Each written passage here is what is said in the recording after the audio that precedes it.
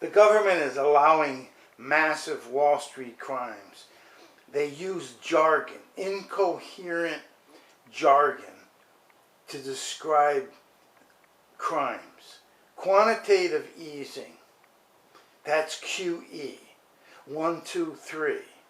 QEville, that's making phony money.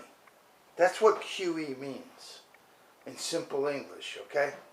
So when you talk about making phony money, but you just put a name on it like quantitative easing by professors like Bernanke, doesn't that sound like it must be a legitimate economic function? These brilliant people can think up, and it will solve the problems of the economy. People in America, their life has been destroyed. Their lives, their homes, they've been thrown out of their homes. Millions and millions of family with children thrown out of their homes by these people who take these incredible bonuses out. I mean, who would in their right mind tell these people, go ahead and shoot dice with this money that we're putting in the bank, in our bank account. Take it and go to the track, okay? Or derivatives. It doesn't matter, okay? In 16 trading days, $8,500 was lost on a $100,000 treasury bond, and they call that a safe haven. And nobody even, what? A safe haven, geez. They just lost $8,500 off $100 grand. How is that a safe haven? But every minute that the price changes means it's not a safe haven. That's just as simple as can be. It doesn't matter whether the price is on a stock or a treasury or a horse or a football team. Okay? When you're betting, you win or lose. That's all. It's that simple. When I put my money in People's Savings Bank, there's no betting involved. But I know I can get it all back. Up to this point, I presume I can get it all back. So, the point is that the citizens of America are watching the government allow these crooks on Wall Street to come up with these names: quantitative easing, proprietary trading, off balance sheet. Oh boy, we're going to put huge problems in secret accounts that nobody will ever see, okay? And the number, $680 trillion, nobody even bats their eye. What? 680 trillion. 400 trillion in swaps. That's what they say. Nobody contests it. They don't say, no, we don't have 400 trillion in swaps. We only have 50 trillion in swaps off the balance sheet. 50 trillion? Trillion? I mean, like, that's a big number, 1 trillion. 50 trillion. The banking system isn't even, I don't know, let's see. American M1 is, what, 13 trillion? The whole banking system. Lock, stock, and barrel. Okay? So, how the hell do you get 400 trillion in swaps? What are you swapping? What kind of crazy, idiotic, oh, they call it notional. Well, look up let's define that, okay? We don't just pick up words out of nothing that mean something completely different and say, oh, it's only notional. And everybody, oh, hey, it's only notional.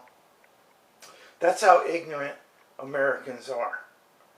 That they would listen to this jargon, crazy nonsense on television with Maria Bartiromo. I'm looking at CNBC, okay? And they go on every day talking absolutely crazy. And you know what? The amazing part is they don't bat an eye. They just talk like this all makes sense, when it's as absurd and ridiculous and crazy as imaginable.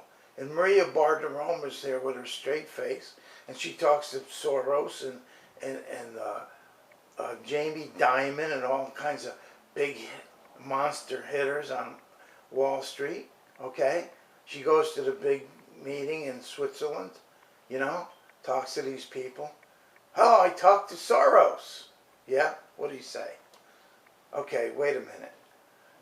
You're listening to nutty crap every minute of the day, Maria, and you don't even know it. You don't even know it. You're serious. You're actually looking at that television right now, okay, on September the 19th, and you look as serious as can be with your red outfit on. You understand? And you're looking at these blokes.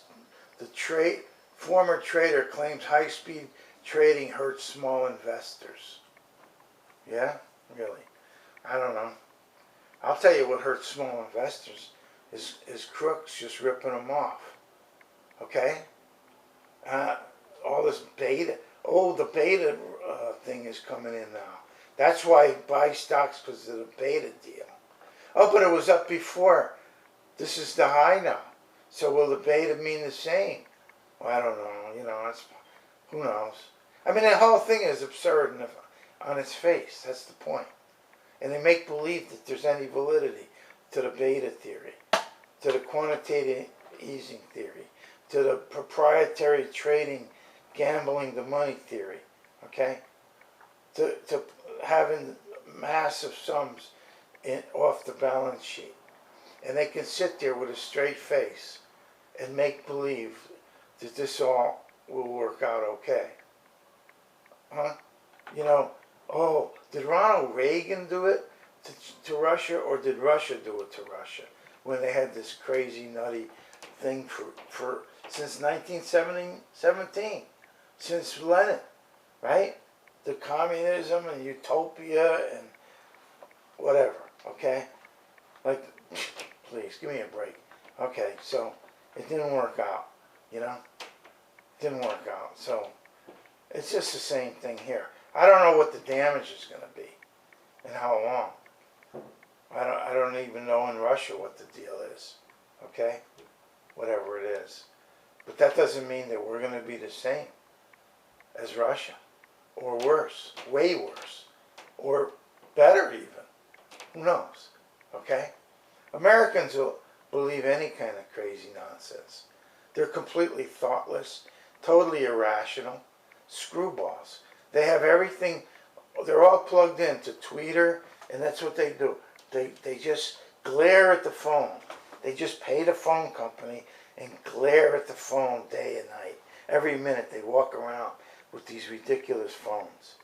They're doing business. That makes sense, right? You're really doing business all the time with your phone.